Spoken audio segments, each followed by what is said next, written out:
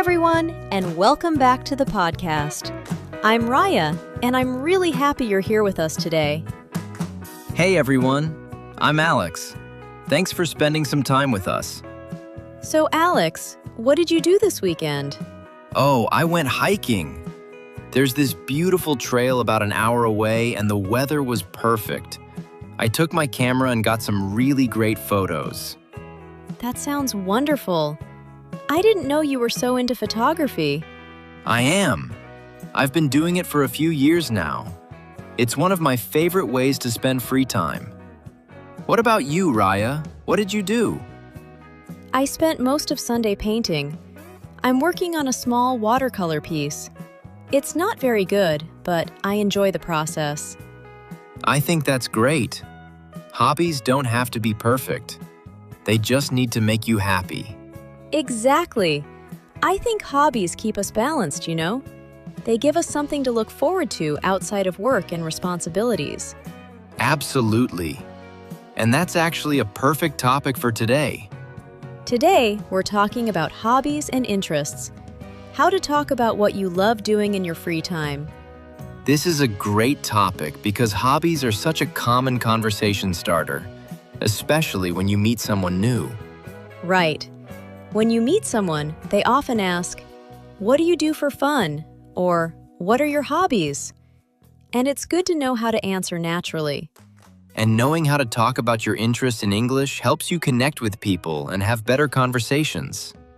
So today, we'll share useful phrases, talk about our own hobbies, and help you describe what you love doing in a natural way. Let's get into it. Before we dive in, just a quick reminder. If you're enjoying these conversations, you can subscribe to the channel. And if this episode feels helpful or fun, giving it a thumbs up really supports us.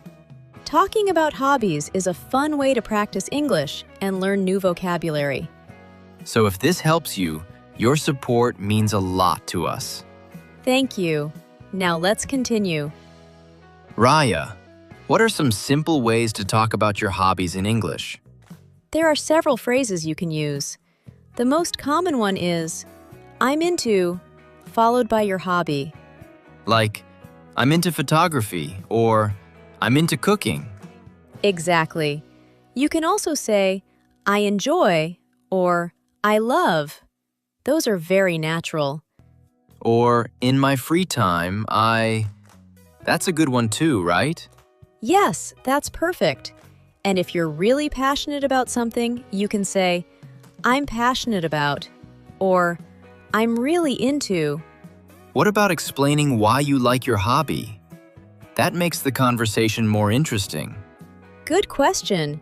You can say things like, "It helps me relax," or "It challenges me," or "It's creative and I enjoy expressing myself." Or, it keeps me active. Or, it's a good way to meet people. Exactly. The why makes your answer more personal and gives people something to connect with. What about talking about how often you do it? You can say, "I do this every day," or "I try to do it on weekends," or "whenever I have free time." And how you got started? People often ask that. You can say, "I started when I was a kid," or "I picked this up a few years ago," or "A friend introduced me to it." Those are all really useful phrases. So what are your hobbies, Alex? Let's practice. I love hiking and photography. I try to get outside every weekend and capture the beauty of nature. That's great. Why do you enjoy it? It keeps me active and healthy, and I love being in nature. Plus, photography lets me be creative and capture moments that might otherwise be forgotten. That sounds wonderful. It really fits your personality. What about you, Raya? What are your hobbies? I enjoy reading and painting. They both help me relax and express myself creatively. That fits your personality perfectly. You're naturally calm and creative. Thank you. You know, Raya, I actually started hiking by accident. Really? How does that happen? A friend invited me on a hike a few years ago, and I said yes without really thinking about it. I had never been hiking before. And what happened? A friend invited me on a hike a few years ago, and I said yes without really thinking about it. I had never been hiking before. And what happened? And I fell in love with it. The fresh air, the beautiful views, the physical challenge. It felt so good to be outside and moving. When did you add photography to it? After a few months of hiking, I wanted to capture the beautiful places I was seeing. So I bought a camera and started learning how to use it. And now it's a big part of your life. It really is. It gives me balance and something to look forward to every week. I've been reading since I was a child, but painting is actually newer for me. How did you get into painting? During a particularly stressful time in my life, I needed something calming and creative. A friend suggested trying watercolors. Did it help? It did. I'm not very good at it, but that's not the point. It helps me relax and express what I'm feeling without words. That's what hobbies are for. Enjoyment, not perfection. Exactly. And reading has always been my escape. It takes me to different worlds and lets me experience different lives. Both of those sound like perfect hobbies for you. Let's practice talking about hobbies like you're meeting someone new at a social event or gathering. Okay, let's try it. So, what do you like to do in your free time? I enjoy reading and painting. They both help me relax after a busy day. Oh, that's great. What kind of books do you like to read? I enjoy fiction, especially novels that tell good stories. It's like taking a little vacation in my mind. I love that description. And painting. How long have you been doing that? I started a couple of years ago. I'm not very good at it, but I really enjoy the process. That's what matters most, the enjoyment. What about you? What are your hobbies? I'd love to hear. I'm really into hiking and photography. I try to get outside every weekend if the weather allows.